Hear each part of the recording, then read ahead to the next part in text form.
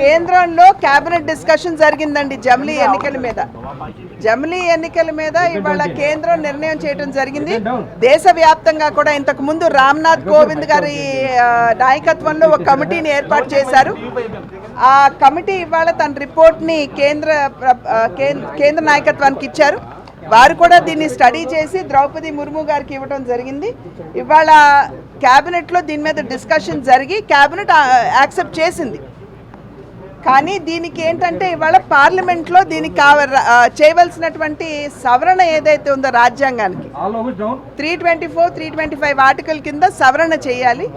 ఆ సవరణకి 2/3 మెజారిటీ ఖచ్చితంగా పార్లమెంట్లో ఉండాలి. కనుక ఇవాళ ఏమన్నారంటే పార్లమెంట్కి శాసనసభకి ఒకేసారి ఎన్నికలు జరుగుతాయి. దాని తర్వాత 100 రోజులు అయిన తర్వాత స్థానిక సంస్థలకి జరుగుతాయి.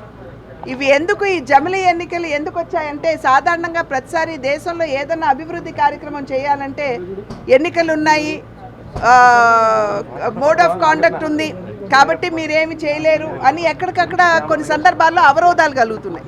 కనుక అవరోధాలు లేకుండా మనం అంతరాయం లేనటువంటి అభివృద్ధి చేసుకోవాలి అని అంటే ఒకేసారి ఎన్నికలు అయిపోతే ఇది సాధ్యం అనేటువంటి ఆలోచనతోటి చేశారు.